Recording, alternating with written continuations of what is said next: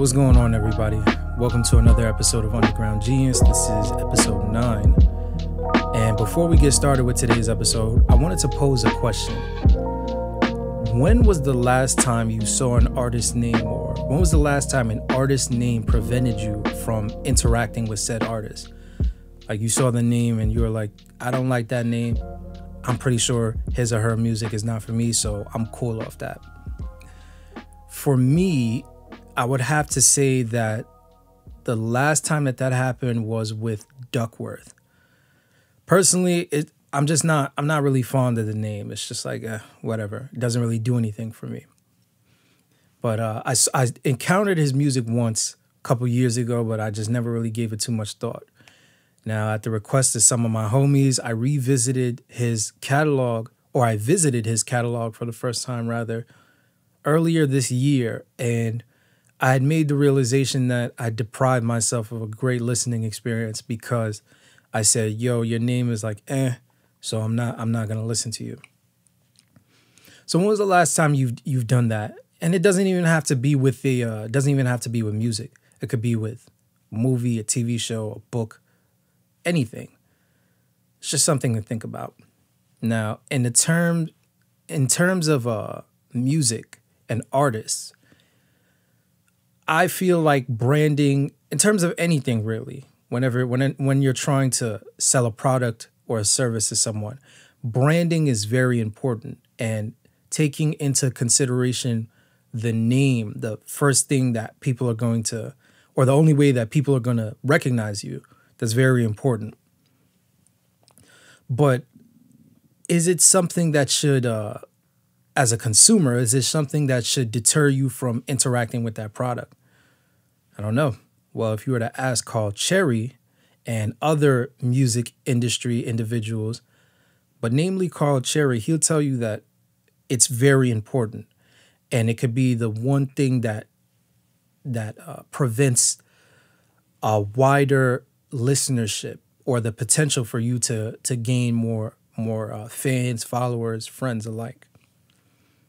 Now, the reason why I named Carl Chery specifically is because in 2017, an interesting incident happened with him. So, who is Carl Chery?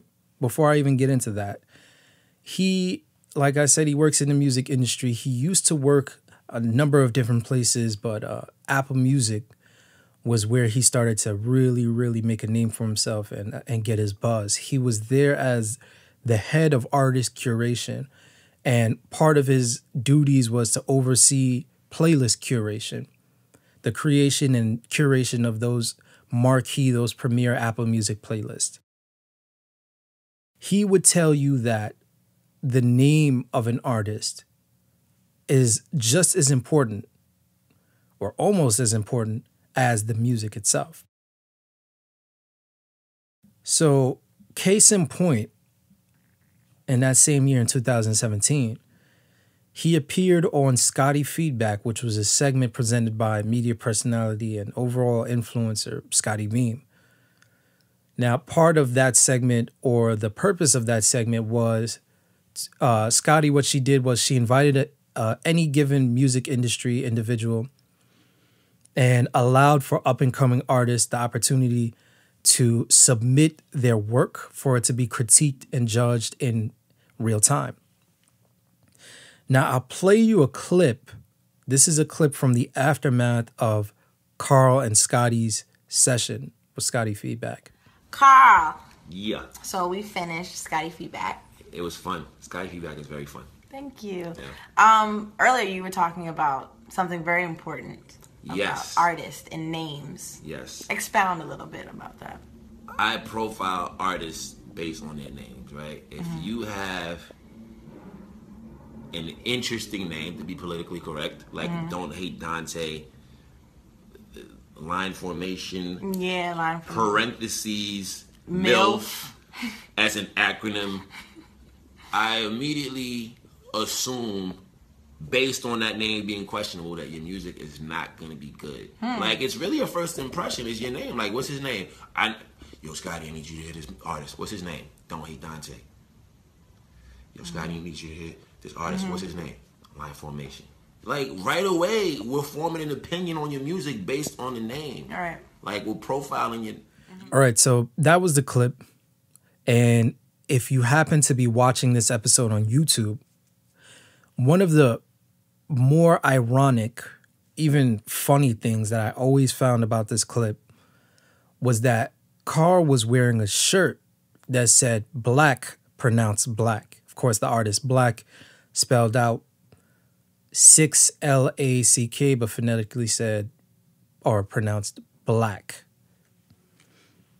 He's also, side note, he's also someone whose name that I never really cared for, but I heard his music before I saw his name, so I didn't have an opportunity to kind of distance myself from him.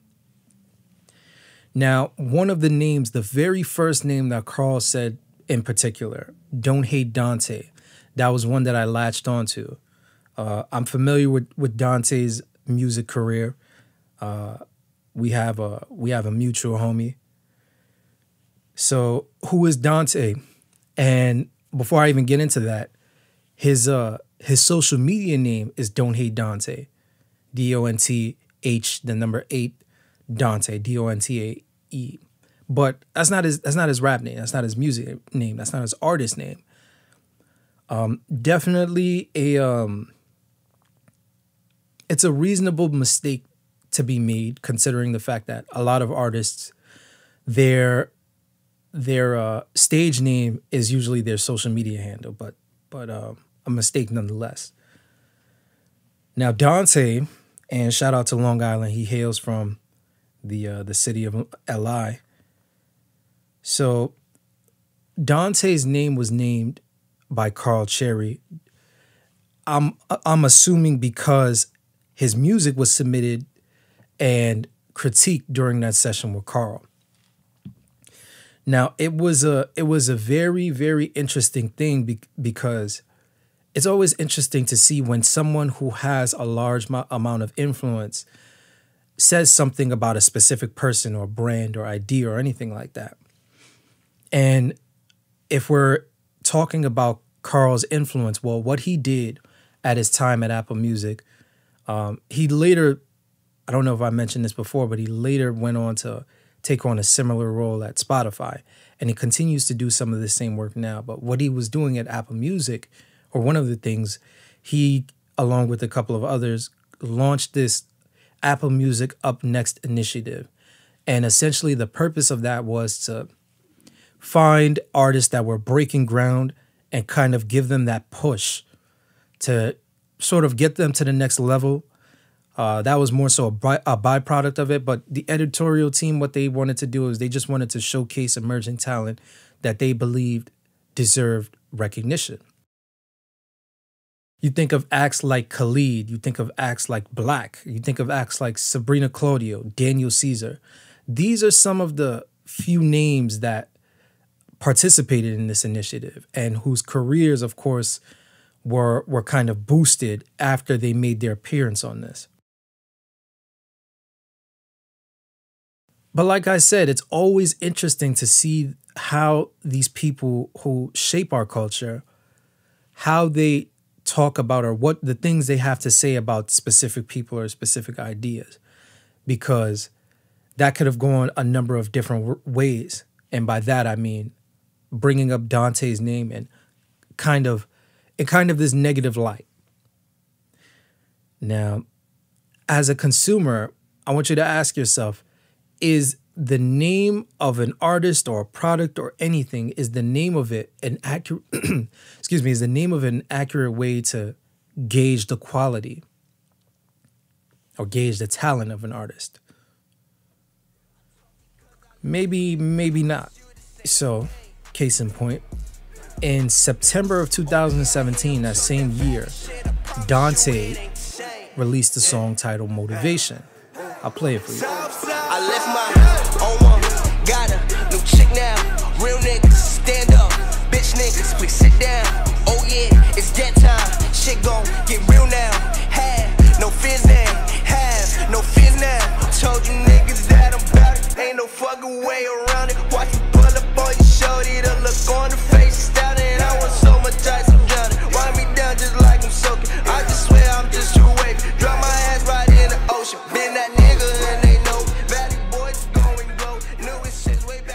Shout out to Dontaé for being gracious enough to let me use that piece of music. But that song came out in September of 2017. Not even 2 months had passed, and that same song ended up on an Apple Music playlist. The playlist was the New York playlist, which is kind of big considering the fact that at that time, you know, you had artists like Young and May, A Boogie with the Hoodie, just a whole bunch of people. So to have that song, to have your song appear alongside those artists, it could do a lot for you. It can definitely do a lot for you. That's basically what happened with Black and artists that were similar. You know, Black's music was put in a playlist right next to Rihanna's music. So the reason why I found that interesting was because Carl, of course, he oversaw the curation of all playlists on Apple Music, including the hip hop ones, or specifically the hip hop ones. The hip hop ones. Carl has an extensive background in hip hop, so I believe it would make sense for that song Motivation to hit the desk of Carl and even receive approval. Though that may not have been the case, I don't know. All I'm saying is it's completely plausible that he heard that song. And I said it before, I'll say it again. It's just interesting to see whenever anyone with any type of influence says anything, because that can shift the trajectory of that product, of that person, of that artist, etc., etc. And that brings me nicely to today's topic, the topic of influencers. And what I wanted to do with this episode was kind of share my observations of influencers, how they manifest in today's world, what makes an effective influencer, and just talk about all those things. So if we're talking about the literal definition, the textbook definition of influencer, it's one who exerts influence, or a person who inspires or guides the actions of others. Now, of course, if you were to update that to match the modern era, it's someone who's able to generate interest in something such as a consumer product, and they're able to generate this interest by posting about it on social media.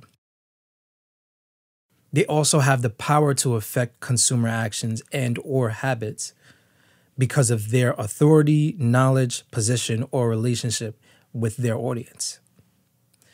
And like I said, there are many ways that this manifests. And not all influencers are the same thing. And I alluded to this in one of the earlier episodes. I basically said that there's so many different roles that have been created that in so many different industries, and it's easier. Well, not necessarily easier, but there's so many different entry points. Take, for example, fashion. I don't have to make great clothes, but if I wear great clothes, I can become just as popular, if not more. Now, of course, when you hear the term influencer, the most common place for you to go to is social media. You know, Instagram, the TikToks of the world, et cetera, et cetera. You know, an influencer would be someone who's amassed a large following. And what they do is they leverage their visibility to present products and services to their supporters. Now, what the largely successful ones are able to do is they're able to make a living off of this, practically selling social media posts as advertising space.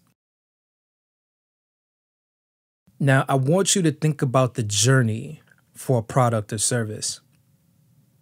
Now, a company has to spend money developing the product, money and time. They got to research their target demo, find a place to market, create an ad, and purchase ad space to present the ad. In today's world, especially with tangible products, a lot of those steps have been cut out. Think about what companies do. Literally, they'll contact an individual and say, hey, we'll send you this product or service for free and we'll pay you. All we want you to do is present this to your audience. and figure out how you want to present it to the audience. Of course, a lot of those companies give guidelines or a specific way about a script or copy or whatever. But for the most part, it's in the hands of the influencer to go about presenting it to their audience. Now, I remember a few years ago, my homegirl, she got in early on the Fashion Nova wave. And I remember hitting her up like, yo, why you keep posting this shit? And she told me like, yo, they send me these clothes for free and they give me a code. So whenever somebody makes a purchase using that code, I receive a kickback. All I need to do is take a pic and post it on IG. And I was going to do that anyway. Like, I post mad shit on IG. Why not get paid for it? Of course, clearly there's something to be gained from becoming an influencer. Now, I use the term influencer, but I feel like that's a blanket term for a number of different roles, as I said before.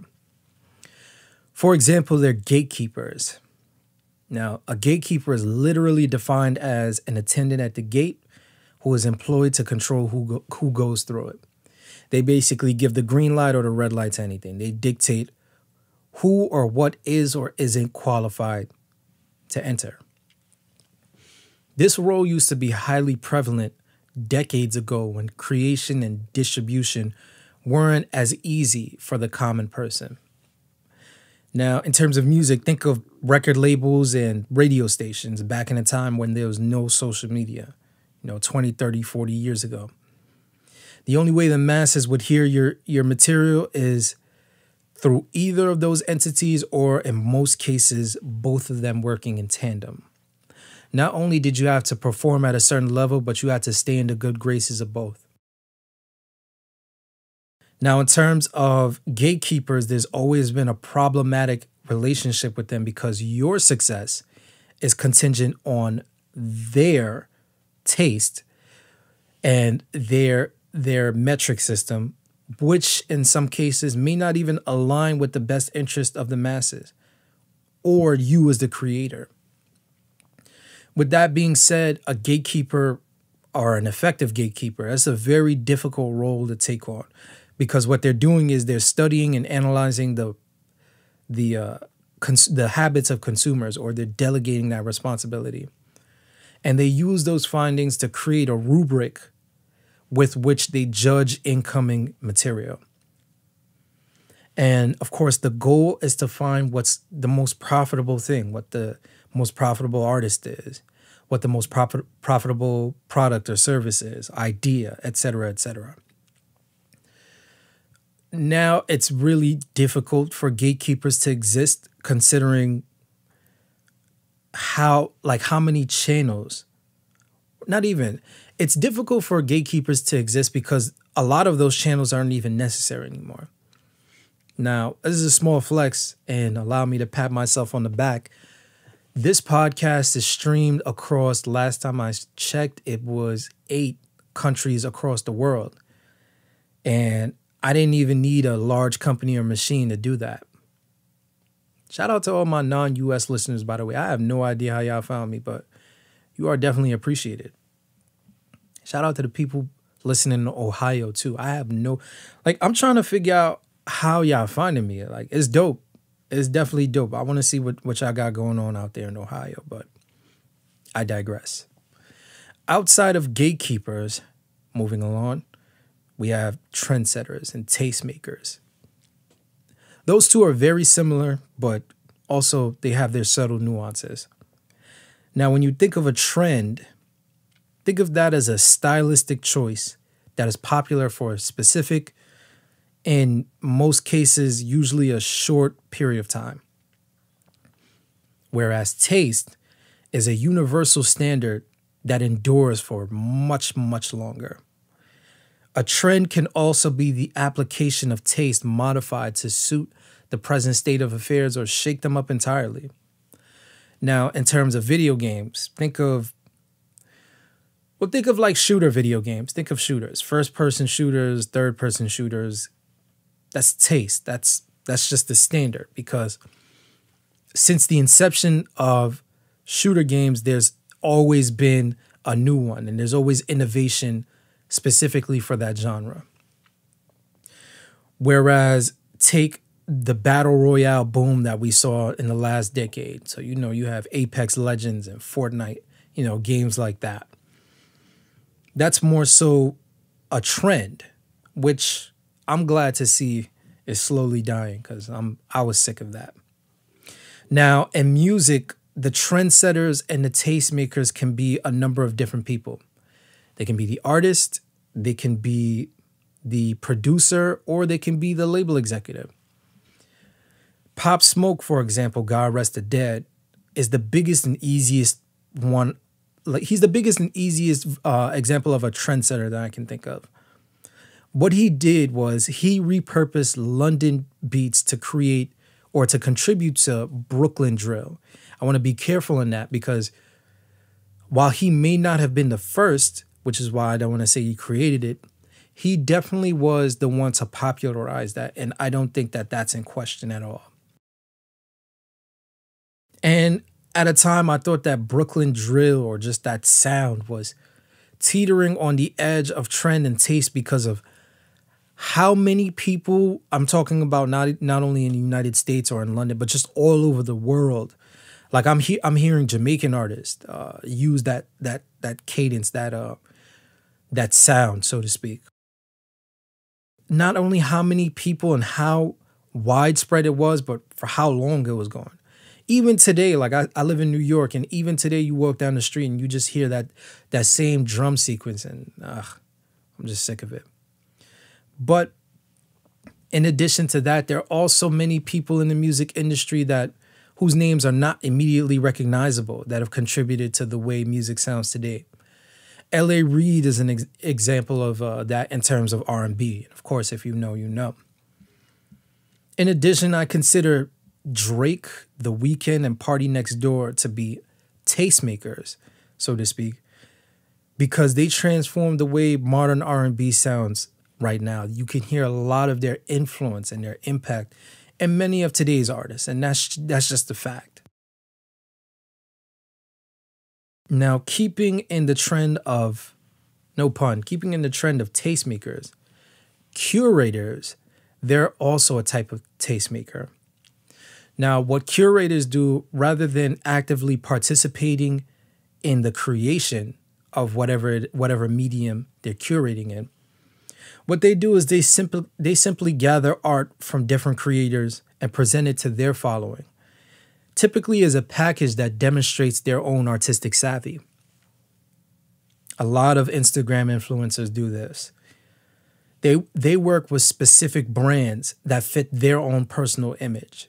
So it's kind of like one hand washes the other kind of ordeal. Individuals who create playlists for streaming services do this as well.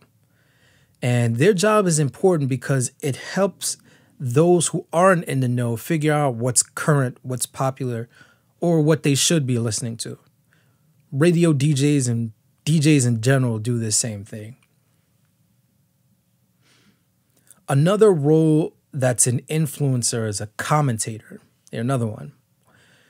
Their job is to observe what's going on and report it to the masses in a way that makes sense for everyone. Though, obviously, this is not always the case. At their best, commentators can be informative and entertaining if that's what they're looking to do, but definitely informative. Bias is typically kept to a minimum, but sometimes it gets interjected to create this more personal or personable feel for the audience to latch onto. Stephen A. Smith immediately comes to mind, and he's successful. He's really successful because fans and non-fans of sports, they recognize who Stephen A. Smith is due to a number of reasons, memes, interviews, etc., etc. Now, that's them at their best. At their worst, though, commentators can be extremely biased, and if their following is large enough, they can actually distract the creator and the fans from the bigger picture. In hip-hop, we see this a lot with individuals such as DJ Vlad, DJ Academics, Charlemagne the God, etc., etc. Now, I believe Academics and Charlemagne, they've contributed positive things to the culture as well as maybe some not so positive things. I don't believe Vlad has done anything positive with his platform, but that's just me. So to recap, as far as the influencers goes, the different roles that take shape, that take form. They're gatekeepers, trendsetters, tastemakers, curators, commentators. And of course, there are a bunch of, I'm pretty sure there are a number of different roles that you can think of.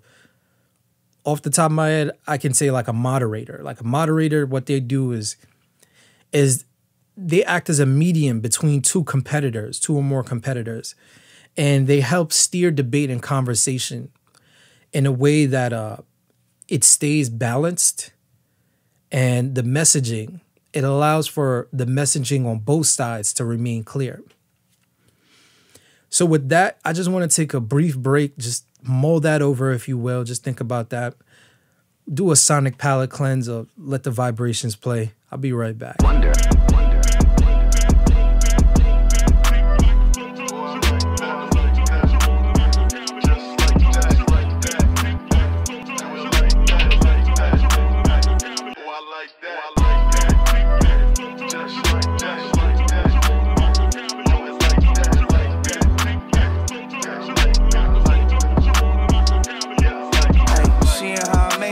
Pricey, icy, whole lot of things, but I like it, so excited.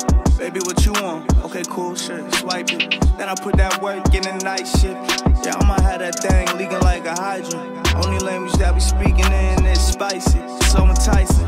And I swear that shit inviting. She a ride or die, already know she for life. And she fine, she sexy, she cool. She the type of woman always put me in the mood. Keep me on my toes, taking notes like we in school. Only difference is, but us, ain't no rules, yeah. Oh, I like that, yeah. Just like that, yeah. Do it like that, yeah. Oh, I like that. And we're back. So, to move this conversation right along, in 2019, a study concerning the career aspirations of kids aged 11 through 16 was published. Now, the parents of those kids were published, and 17% of those polled said that their kids desire to be social media influencers as a profession. They desire to take that up as a profession. And 14% wish to be YouTubers. I do that, and in some ways, I'm trying to be both. I don't even know why I just did that. So 17% wanted to be social media influencers, 14% wanted to be YouTubers. And I thought that was interesting. Now, that immediately, when I came across that immediately brought me back to my niece and nephew. Shout out to my brother as well. Every time he asked me to watch his kids, they always want me to put on this program titled Ryan's World.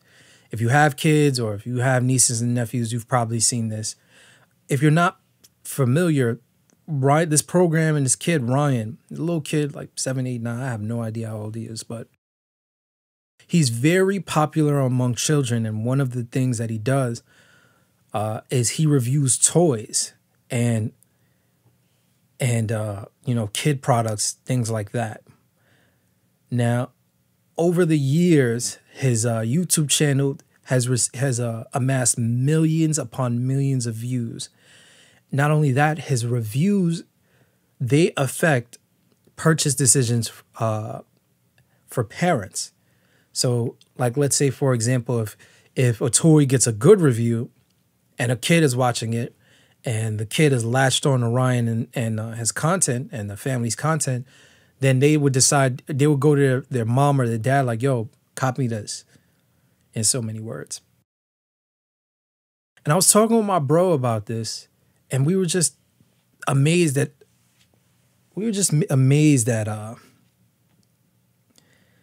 how this kid was able to create this amount of visibility and just viewership for himself.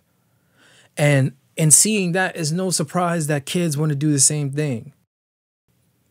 Now, adults, they have a more broad view of the world, and because of this, we can see this phenomena practically everywhere that we look. You know, Neil deGrasse Tyson, for example, he's an astrophysicist, but he's also an influencer, because when we're talking about science people, he's one of the more recognizable faces. That might be by design too, and I'll get into that a little bit later. Now, the issue for both kids and adults is, when we're talking about influencers, anyone can get visibility, but not everyone is able to responsibly and effectively leverage it. Now, what I mean by that is, think of the last time you were on IG and you saw somebody promoting a cash flip. God bless you if you haven't seen this. My feed is just full of a bunch of devious and dastardly individuals. Shout out to them, but you might know what I'm talking about. You know, it'll be somebody, even if it's someone with a larger following, they'll post a picture with someone holding a stack of money, or like a bank account webpage. That's my favorite one. Caption: hit such and such up at this number, or send $40, get $400 back. Like, how the fuck is that supposed to happen? But another good one is, if you have Wells Fargo or Chase, hit me up. Like dog, you're the last person I'm hitting up. I don't have either of those banks, but nah. So that also brings me to, side note, that also brings me to like last year in 2020 when a bunch of y'all were posting octagons and people's names and shit, talking about $800. I really want to know how many people got scammed by that. That's just me personally. I want to know that, but that is what it is. So even aside from like the cash flips and the scams, think about the last time, if you go on Twitter, think of the last time you clicked on a viral tweet. Even though I don't see this happen that much now, especially last year and even a couple months ago,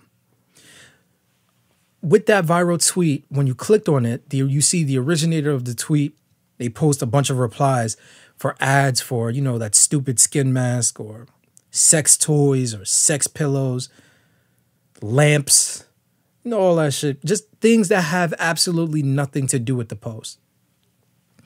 Now, in the case of the latter, I can acknowledge that those people, they may not be looking to become influencers, but they contribute to this inaccurate idea of what an influencer is, or what they're supposed to be. And what that inaccurate idea that I refer to is someone who, by hook or crook, has gained the attention of the masses and is looking to capitalize off of, or just in other terms, exploit that visibility for monetary gain. It's a nasty practice.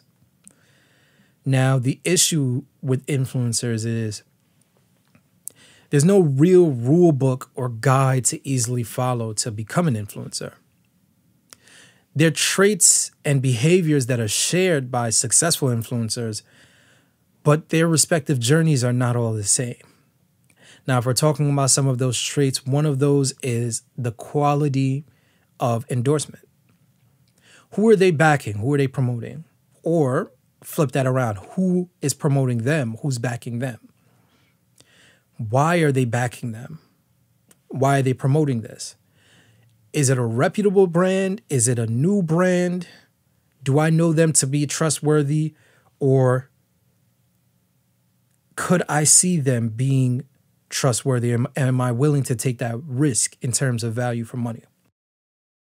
Now, for the most part, these answers, when you come up with those answers, that kind of separates the good influencers from the not so good, so to speak. There have been times when I've encountered a promotion and said, they probably just get into a bag. And I respect it and just keep it moving.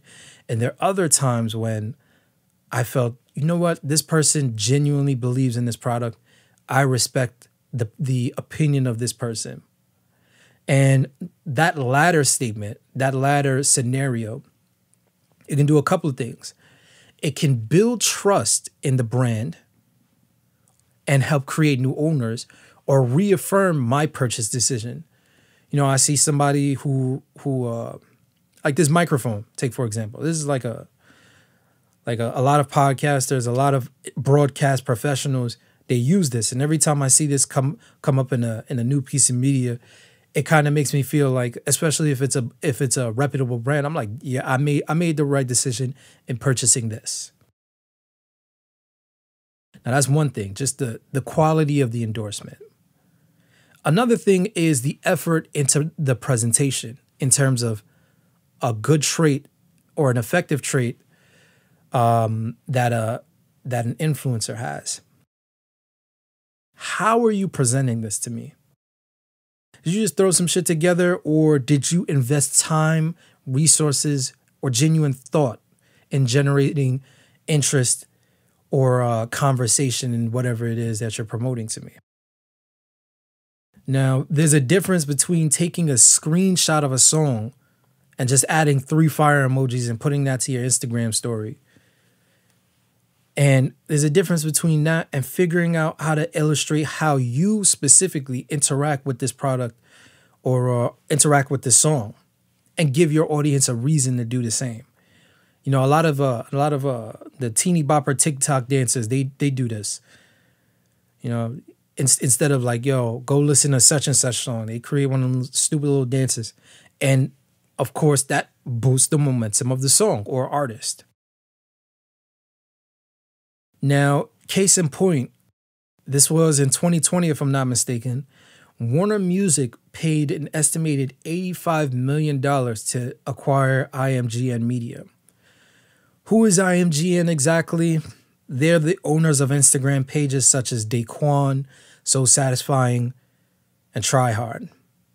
Now, why would a music company pay for a media group that owns meme pages? Now, this is a quote per Brand Storytelling, a piece published by Brand Storytelling, quote, IMGN's editorial playbook solves one of the most painful challenges for today's brands and publishers, the traditional friction between content and audience. IMGN brands speak natively to their audiences in the same way those audiences speak to their friends. Now, what does that mean? In other words, let's say I'm a company. I have a lot of money over the years, and now I'm trying to figure out how to communicate my product to my target audience. As Kanye so eloquently put it, if you can communicate the product, you indeed can make money off the product. Because look at Gaga. Never mind. So there already exists a company that knows how to speak to my target audience effortlessly. Rather than me trying to figure that out, I'll just buy that company and use their infrastructure for my purposes. And that's just smart business. Now, what does this look like in practice, or is it effective in practice? In the case of Daquan, the page's tens of millions of followers came after numerous relatable or funny posts containing things found in pop culture. You know, you have video games, cartoons, movies, TV shows, current events, shit like that. What also occurred with that page and similar pages was you coupled those posts with songs that can be directly applied to that specific scenario or meme or anything like that.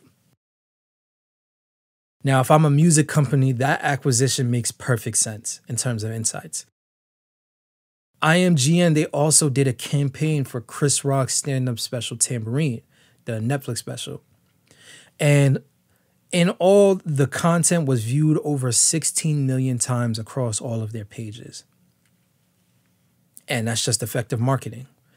One of the things that you can do if you have control over such a platform is you use the platform to market the titans in your control, the giants, the Chris Rocks of the world, if I'm a music label, the Cardi B's of the world, just the priorities. You use that platform to market the titans, but then you also carve out a space for other artists that you're trying to break into the mainstream, or you're trying to give a bigger push.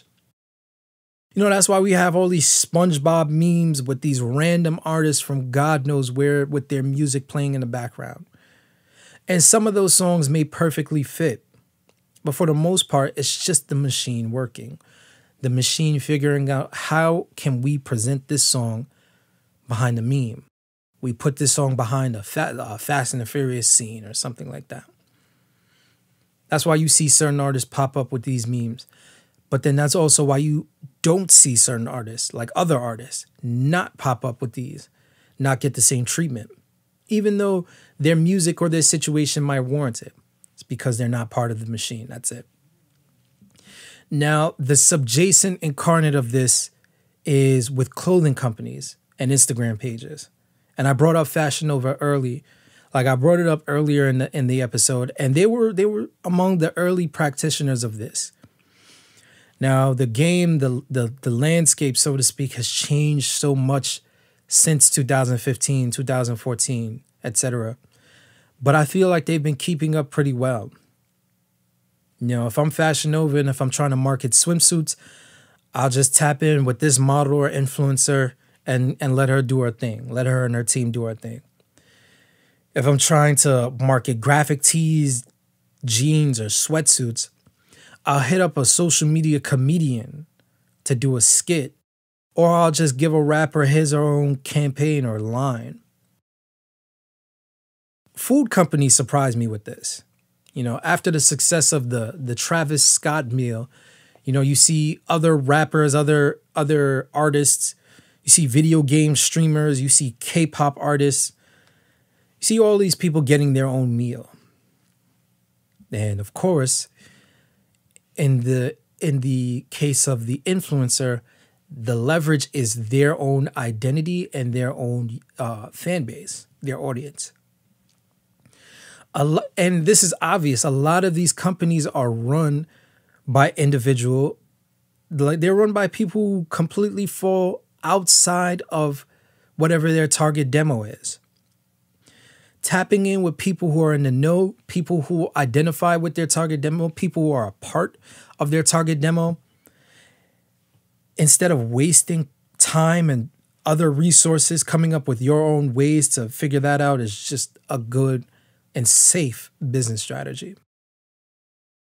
And there's a science in planting those seeds.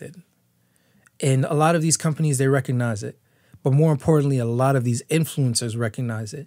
And if you're trying to become one of these individuals, figuring that out early, that's the best way to stabilize your footing, gain traction, and continue to do what you do and continue to excel at it.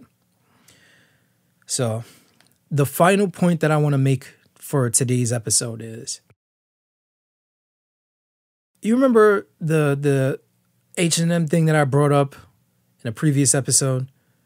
Coolest monkey in the jungle. Now that was in 2018. In 2016, The Weeknd launched a line with the Swedish, I think they're Swedish, with the Swedish line, with the Swedish company rather. And over the 2 years that followed, his popularity and his mega stardom just increased several times over. Once that shit happened, The Weeknd immediately took to Twitter, just one tweet, and said, yo, in so many words, I'm paraphrasing. So he said, yo, that shit was super corny. This line is dead. We not rocking with them.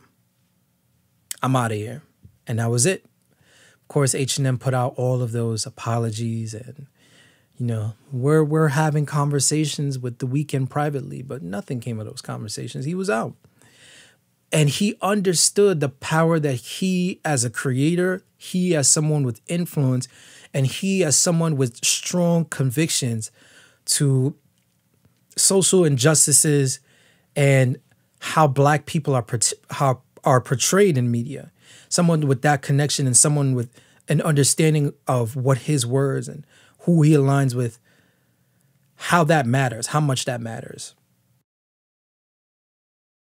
Now, it's easy to imagine any other brand, any other clothing brand that came after that incident, like doing everything in their power to work with The Weeknd, because not only was he a megastar in music, but doing so, aligning yourself with someone who has strong social convictions, that kind of gives you social justice warrior points, so to speak, to say, oh, The Weeknd is rocking with you now, I bet I'm rocking with you.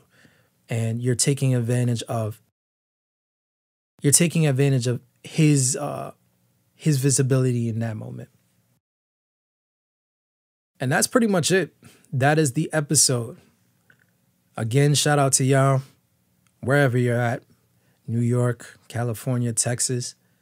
California too. A lot of people rocking with me in California, but I just really want to know what's going on in Ohio. But thank you very much. I appreciate it. It's been an absolute pleasure. Take care. Peace.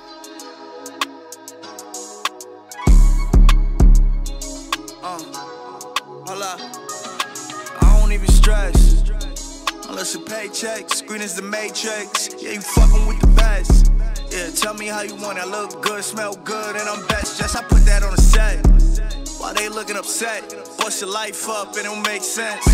Got a price up, or they hate this. Yeah. Okay, the outside beeping, inside vanilla wafer. System too loud, goddamn, can hear these haters. I got flows by the dozen. Yeah, I got different flavors, and I was never no frontin', man. I always kept it playing. Hey, juicy on the ass, fit on gas, yeah, I'm out of here. She said, text me when you get home. I said, I holler, yeah. Every day, celebration, call it a holiday. Yeah. They talking about me, but not to me, we got a problem, yeah. Riggedy shoes, I got nothing to prove. I don't say much, so they watch what I do. She addicted to the kid like she all the food. Now she chop, not slide, with everybody screw. Oh no, here I go. She said I sound like a pro. Yeah, I know, I'm that kid from the south side. You know how I go. I got too much damn pride, no, I can't lose.